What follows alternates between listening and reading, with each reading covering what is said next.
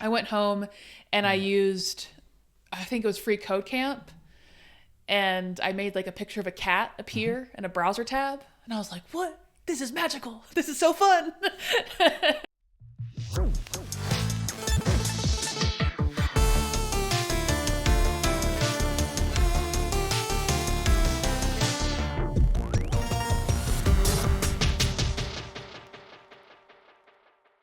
Welcome to Software Engineering Tales.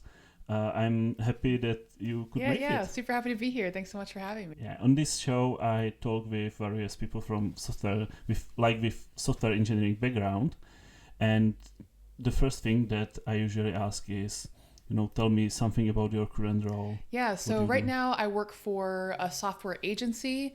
So I have a real boss, but he kind of like loans me out to clients. Some places call it consultancy. But basically, I just have a new code base every few months, or sometimes I have multiple clients at the same time. And so it can be from, like, I've worked on a team where the entire engineering department was the CTO and me. And I've worked for other clients where there's, kind of a really big engineering department. We're just brought in to implement a feature or like a website or something. So, and I've worked here since June. And so that's where I'm at currently. Ah, cool. And before that, you were Before that I worked at New Relic. Or... So that's, I don't know, 2,500 people, something like that at the time. That was a lot more, very product-based software company, very engineering-driven company. And I worked on an internal team there. So when New Relic breaks, which happens every once in a while, we have like an incident pipeline. And so my team managed all the tools. There's like 10 different apps that we had. So our client at New Relic was other New Relic engineers. Can you compare the experience? Because I personally, I work since the beginning in the industry for an agency, but I'm on the one project and working for one client this whole time. So quite deep into the domain and, quite deep into the product. Yeah, I'm definitely glad that I started in a company first, because I think an agency's harder. There's just a lot more context switching. You have to keep a lot of more things straight, and there's a lot less mentorship and guidance. And that works great for me now in my career because I'm a senior now and I just have a lot more experience. But I do not think I could have done it very well if that was my first job. So it's a lot easier, I think, to start at a more established company in that way. And you also just get to have better relationships with people because you're with them and you're like a part of them. You're not like a contractor. I'm curious if that's been the same for you too, for your relationships. And, sticking with pretty much same people for, for years. And I also had a chance to visit like part of the team from client side, because we are like globally spread team. It's like, I don't know, 15 of us, and basically three of us are like external contractors from our company, and then we have team members from UK, Germany, Belgium, India. So it's it's pretty much remote first, but it's always great when I can at least visit a part of team in Munich in Germany, and we pretty much do that every year.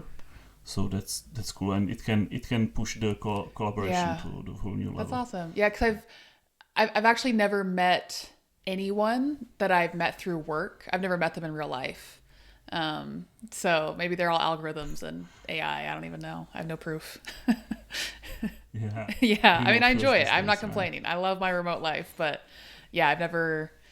This weekend, I'm going to visit a friend in Arizona, and I met her at New Relic. She was on a different team, and we just became good friends. So she'll be the first person that I've met that I met through work. So maybe one thing, do you think that if you are a little bit more senior, the work for agency and switching contexts and switching projects is good for you? Yeah, I definitely feel like I'm growing a lot more. I wouldn't say I had like hit my ceiling at New Relic or anything. There was still so much that I didn't know, but I would say I find it more fun switching context. Like right now I'm using Django and Python, and I'd never touched either one before starting in June. And I'm just constantly learning and learning new tools because every repo has, tools they've been using for probably way too long, or they want to implement this new feature that I've never heard of. And so I didn't get the experience to jump tools and context so much. And I feel like the more I learn, the more it helps me understand things I already knew because of the contrast. Like, oh, that's what this tool is for. Oh, that other tool we used for this was not a good tool for this. Now I know. But you didn't know until you knew something to contrast it with, How do you get, fast into the new code base and into the new project? So I'm a very bottom-up learner, meaning I see the details to form the big picture, versus other people are usually the opposite. But so like right now, I just started on a new repo, a whole new project, new client this past Friday. And my first ticket was to add tests to an API thing that someone else did. And I kind of used that as an avenue to explore the code base. So I'm like, okay, what did they add? What changes were they? How are the other tests established? And then I just try to follow through the flow of data. So for the API, I'm like, okay, where does this API go to? How do people call the API? What is the authentication for the API? And then I kind of go from like going all the way up. Like, what's the purpose of the API? Why does there need to be auth in the first place? Who has access to it? And so it is a little bit funny because I think I drive my boss a little bit crazy sometimes because he's the opposite, where he's like, just figure it out as you go. But he's also very kind because he's like, I understand that you just think differently than me, and that's fine. So I took like 5 hours to do this test ticket. And it's not because I couldn't write Python tests. It's because I'm like, I need to understand what I'm doing, and that'll make me faster later. So I ask a lot of questions where if I see something in the code that doesn't make sense to me, I'll be like, why are we doing it this way? Or how does this happen? So a lot of what I do is just following at least one user path, probably not all of them, especially if a code base is extensive. But like, okay, so if I'm a user of this, where does my request go and what happens and how does it come back to me? And that gives me a framework to do everything else. So that's what I've been doing a lot yesterday. And I have a new ticket that I'm wrapping up today with, now I'm adding more stuff to the GraphQL schema and everything. But I learned so much where I just realized like how all the models work very differently than I thought they did on Friday, just by digging into the details and seeing how it all works together. And how do you do that in like on a human level, like in the communication, because you are new to team, and let's say that you see after some time, week, 2, 3 weeks, you see some areas that could be improved. You have some new ideas. How do you approach that? Yeah, I definitely phrase things as a question, as like, why are things this way versus prescribing something.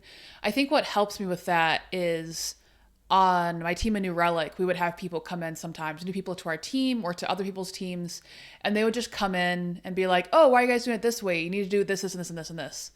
And we'd get so irritated because we're like, there are years of reasons why we do it this way. How dare you? And it just, if you don't take the time to understand, then people just really don't want to hear what you have to say. And genuinely, sometimes I'm like, legit, you might have a good reason. I just don't know what it is. So this even happened yesterday with another client where there was some variable that had a value that I didn't expect. And so I asked them like, hey, and I already have a really good relationship with this person, so I can be a little more direct, where I was like, hey, is there a reason why this variable is this instead of that? And she's like, no, there is no reason. I'm like, okay, I'll change it. So, just being able to ask versus like, oh, this is a terrible design. Why did we ever do this? I see the get blame has your name on it. Like that's not the right approach. So if it was a whole new team, I'm usually a lot more, self-deprecating in a way that's just more winsome. So I'd say something like, if I came across something that I didn't understand or I thought was a terrible practice, I would just send it to someone that I knew could answer my questions and say, hey, came across this code snippet in the code base. I've seen something like this before and it didn't work well in a last team, but I'm probably missing some context here. Could you help me understand why this works this way? I'd probably something like that. Yeah. I think one of the hardest lessons I got as a fresh junior developer was, I don't know exactly, but I think I named some variables like really stupid names, and it was because in that file it was used like that 20 times already. and the code review comment was like, is this a joke?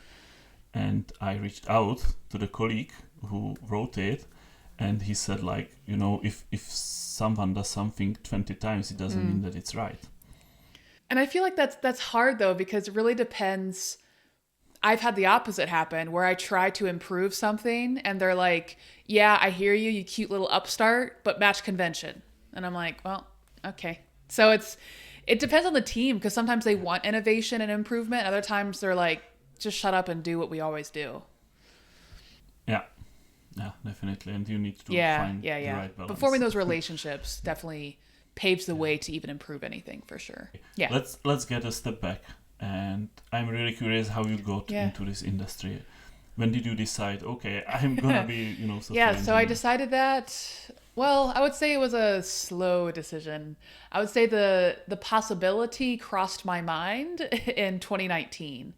So let's see, my careers. I used to run international service projects, which basically just means I took volunteers across the world and had them do like free medical clinics or work in orphanages and just like help them do that. So I ran lots of logistics. And then I was an English teacher. I taught English in Dubai. I taught first graders how to read. I was a high school English teacher. And then I became a software engineer. Wow. So very not related to each other, all of my careers. But getting to tech, I decided I was going to leave teaching, but then I didn't have any idea what I was going to do. And so I worked with a guy named Desmond, who was an AP computer science teacher. And I asked him for some technical help one day. It turned out I needed help with CSS, but I had no idea what that was. And he said to me in passing, he was like, Callie, I've always thought you make a great software engineer. And I'm like, baseless compliment, but thanks. Like, I see no reason why you to say that. And I'm like, I'm not good at math. I'm not good at science. And he's like, well, actually, language competency is the greatest indicator of excellence or competency in software engineering. And I know English, I know Spanish, I know American Sign Language. And so he's like, yeah, you should just try it. And the type of person I am is I'm very, very stubborn. And I like to prove people wrong. And so I was like, sure, Desmond, I'll try it. Just, in my head, just to prove you wrong. So I went home and, sorry, my eyes bother me. I went home and I used, I think it was Free Code Camp. And I made like a picture of a cat appear in a browser tab. And I was like, what? This is magical. This is so fun. And so, we were on break and I just like coded the whole time and just did just a bunch of free, like nothing even like significant or like I didn't make a big project. I just like did little like 5-minute tutorials for like hours, just over and over and over again. And I was like, dang, this is really fun. But then I was still teaching at the time. And so I was losing my reputation as the teacher who graded really fast, because instead of grading, I was coding. And I was like, heck, I can't do this. So I turned it all off and I was like, I'm going to wait till I'm done teaching. And then I got married that fall in 2019. So I got married, I moved to Kenya, a bunch of stuff happened. And then in February 2020, that's when I started a school I went to called Launch School. So I started that February 2020 and I didn't do anything else. Like I just did what Launch School told me to do. And then I started working at New Relic exactly 2 years later in February 2022. Yeah. That's me. That's cool. Awesome story. Yeah. I have similar experience because I worked for years in finance, in sales, because before I decided that I should, put more into this little hobby of creating simple, programs. And I just quit my job, started learning and landed my first job exactly 6 months later, and that was like 3.5 years ago. So one thing that I really know is that, you know, my previous experience really helped me in this industry, because I didn't know, like my picture of the industry was pretty different from the reality. I didn't know how important it is to, you know, communicate clearly, and all this thousands of meetings with clients in retail helped me really a lot. Yeah. What's your experience? What skills from your past do you use in your daily job? Yeah, I really resonate with that. I think I really thought I was going to have to start over, I guess, skill-wise, where I'm like, I leave everything behind. And yeah, I mean, I went from my first software engineering job to a senior at a big company in less than 2 years. And I would say I'm technically good, but I'm not like a savant. I'm not like, wow, like overwhelmingly. I'm just like, yeah, I'm good. But my skills from being a teacher, where I'm really good at taking a piece of information and translating it to parents or this different kinds of students or product managers or my manager or junior software engineers. And also from running all these service projects, I'm really good at breaking down really big projects into tickets or into milestones. And that's something I've been complimented on, like at every job from every manager, where they're like, man, most engineers can't conceptualize what the customer really needs and break it down for a customer and break it down for engineers. And so I think that's one of the biggest skills that's helped my career go so fast, is because that's a senior, if not tech lead level skill, right?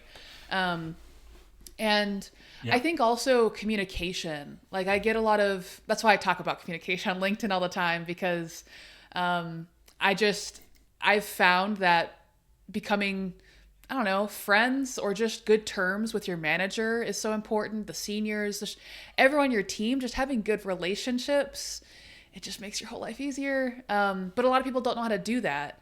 And what I find funny is sometimes people will say things to me like, oh, you're just like naturally good at working with people. And I'm like, actually, I'm not at all. I had to learn all of these lessons by making mistakes. I just made them in my previous careers. So I haven't made the mistakes with my engineering manager, but that's because I didn't have one till I was like, how old am I now? I don't know. Until I was like 28. I'm 31 now. So I'm like, yeah, but if I was 21 or 22, I would have made those mistakes here. I just made them before you met me.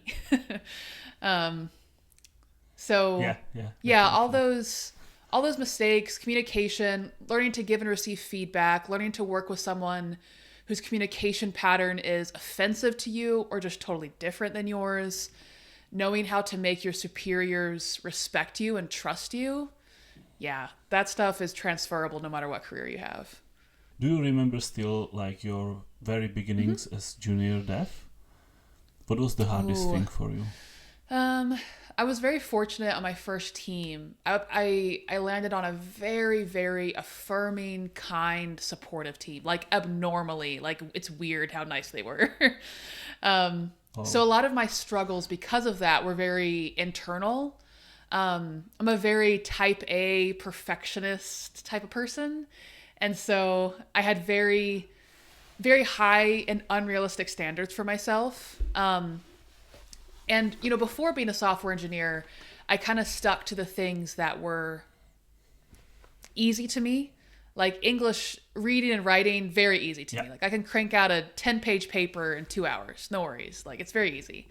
But being a software engineer required so much more practice and time and struggle and sucking at it. And so being employed and doing something and being paid for something I didn't feel confident in yet, that was a lot of cognitive dissonance, and I just felt very discouraged a lot of the time. I felt a lot of imposter syndrome. Like I just felt like I was very stupid and I had just tricked everyone into thinking I was smart and they were going to find out that I was stupid and they were going to fire me. So nothing like literally happened. It was just like constantly feeling like I'm very stupid and they're going to find out. That sucked a lot. I still remember my first day when I went to the office, and now they're Yeah. the real software engineers, and I felt like total imposter Yeah. what I'm doing here, and yeah. But yeah, I made a few mistakes along the way. I think one of the largest was to, deliberately trying to avoid my code to be reviewed by the best relatable. people on the team, because I felt like, the more mistakes they find or more issues they find, Yeah. the worse for me, because I'm the imposter, right? But it's actually vice versa. Yeah, right? no, I totally did that. Yeah, I avoided, I even have a name. Like, I avoided this person's PRs or their PR reviews. I would try to send it to someone else but when I finally got around to them reviewing my PRs, and I'm sure you're the same, that's when you learned the most, and that's when you grew, and you're like, oh, I should have just done that. And when you start reviewing these people's code, you realize that they I make did. mistakes too. Less than you, I did but feel they may do. probably an unhealthy amount of pride when I found mistakes in my seniors' PRs. Where I'm like, yes, I found something that I can say. Yeah, it was nice to see other people made mistakes, and it was also nice to feel useful as a PR reviewer, because there's only so many PRs you can review and just say, looks good, and you just kind of feel like you're not doing anything, but even if you are. And now you are a lot into like also creating content on LinkedIn, and I know that you have your own podcast too, which is supposed, I guess, to help people to communicate properly in software engineering and to help like junior devs. Yeah, so I think it originally started, both LinkedIn and my podcast was just in general helping software engineers in their communication. I had a bunch of people on my last team at New Relic, and even out of my team, they would just like come to me and ask me for advice, where they're like, hey, I need to give this person some negative feedback. Could you help me phrase it? Or I got this negative feedback. Can you help me process it? And so I got a lot of questions, and I was like, I'd like to help more people. So let me just do that and just like put it out in the world and see what happens. And then, the majority of work podcasts, the idea is as software engineers, the majority of our work is with other people, not even computers. And so we can be great at talking to computers through code, but we need to be good at talking to other humans through talking and writing well. So, but then I just really have a heart for entry-level software engineers, just because I just know what it's like to have no idea what you're doing. And it's just it's a really discouraging and drowning feeling. And I also, I have an anxiety disorder. And so I know just how anxiety and stress can just make you really feel like you're alone, and you're the only person who has these problems, and you're really stupid and you just can't figure it out. And that feeling is like, it's like drowning. And so I started talking more directly to entry-level software engineers, and just saying the things that I wish someone would have said to me. And it's like, of course I still struggle with imposter syndrome, and I struggle with stuff, but I have a lot more confidence. And so what I want to do is like lend my confidence to entry-level software engineers, so I can be like, no, you are doing the right thing. This is what you should focus on, because it's so hard to have that confidence. I would just want someone to loan it out to me and just give me some more clear advice. And I think also I am like painfully practical in what I share, because I hate general advice. We're like, communicate better, listen. And I'm like, freaking heck, what does that mean? What are you saying? Because again, like I have had to learn the mechanics of those things. I even this is a random funny story, but like when I left grade school and went to high school, I didn't have a lot of friends. And I was like, okay, how do I make friends? I don't know. And literally when I got to high school, I would just pay attention to the popular people. And I'm like, okay, what makes them popular? And I realized, oh, they're all really funny. That's what it is. And like, well, how do you be funny? I'm like, well, it's about timing. It's about observations. It's about like saying things that are edgy, but not too edgy. I literally like studied how to be funny, and then became funny. And then I became popular. It was an algorithm. And so when people are like, oh, you're just like naturally funny, I'm like, nah, dude, I studied it. That's how I found out how to be funny. And so exactly, I found the code. And so it's the same thing where building relationships, like, yeah, after practicing for like over a decade, it does come very naturally to me now. But it's like, yeah, how do you build a relationship with someone? Well, you listen to them. That means don't speak while they're talking, ask them follow-up questions, and remember what they say and follow up on it later. Like, that's what it means. And so just sharing very practical things, or I'm like, these are the things I wish someone would have told me earlier. So it's a lot of like talking not only to my younger software engineer self, but just my younger human self as well. Yeah, definitely. One question that I ask every guest on this podcast. Tell me about one time that you really messed up and what you learned from that. Oh, there's so many times. I'll tell you one, probably the one that scared me the most was, so when I was working at New Relic, we were building out a pipeline that was to alert customers about specific things of their profile, their accounts or whatever. And I had set the wrong env variable locally, and I didn't know that. And I ended up sending a fake alert. And I write very silly alerts. Like, I don't write, this is a test alert. No. I write stuff like, everything is on fire. Look at me. I'm a test alert. La, la, la. Like, that's what I write. Yeah. And so I wrote that, and I sent it to Nordstrom accidentally. Real Nordstrom got my fake alert. And I think Nike too. I think it was Nike and Nordstrom. That's who I sent my fake alert to. So that was great. And I didn't even know I did it because I didn't know what the dashboards were. I just like did it like at sometime in the afternoon, left for the day, went home. That's it. Yeah. And then the next day is when I found out, oh, like someone was reaching out. They're like, hey, we see some alerts have been passed on and we're getting some questions from like the customer reps about these alerts. They're also written very weird. I don't think this is a real alert. I was like, oh no. And so my manager or someone, I can't remember, wrote in the Slack, like, who wrote this message? And I was like, frick, that's me. And so yeah, I was just like, that's me. I'm so sorry. I want to die. And that's also going back to imposter syndrome. I'm like, see, everyone's going to know that I'm a terrible person. But I actually had a very, very, very good manager who was very kind. And his response was, well, we need to make this harder, like to do. We shouldn't make it so easy, right, to send out fake alerts to real customers. So let's gate that more. But also, kudos to you, Callie. You're being bold. You're pressing buttons to figure out what happens, and you will never do this again because you learned this lesson. So it's fine.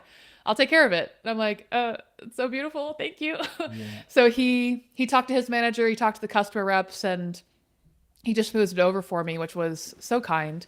But they have at New Relic at the time, it's a little different now, but at the time they had a very big blameless culture. Yeah. Where it's like, you need to own what you did so we know what happened, but we're not here to blame or blast or hate on anyone. And my manager did that super well. But yeah, I just, because I am a very press the button to figure out what it does type of person. Yeah. And I'm like, explain it afterwards, press it first. Yeah. And so it's helped me pull back on that a little bit and be a little bit less reckless. But all at the same time, because he was so kind, it's helped me not lose still my adventure and my curiosity. And so that's, thankfully it has a really happy ending, but I definitely wanted to die and be swallowed by the earth when that happened. So, yeah. I repeat it over and over on this podcast, but with every single guest so far, we touch the question of these failures, and everyone promotes the blameless culture. Like, this is the key for, high-performing teams and to teams that are not, that stay curious, but also have responsibility for their mistakes, So, yeah. Yeah, absolutely. Okay. So, one last thing. If you would, what I want from you is like a take-home message. So if our audience should remember just one thing from today's session, what it should be? I would say if you like coding and you like solving problems and you like figuring stuff out, no matter what other people tell you, you belong in tech. And you should never let anyone tell you otherwise.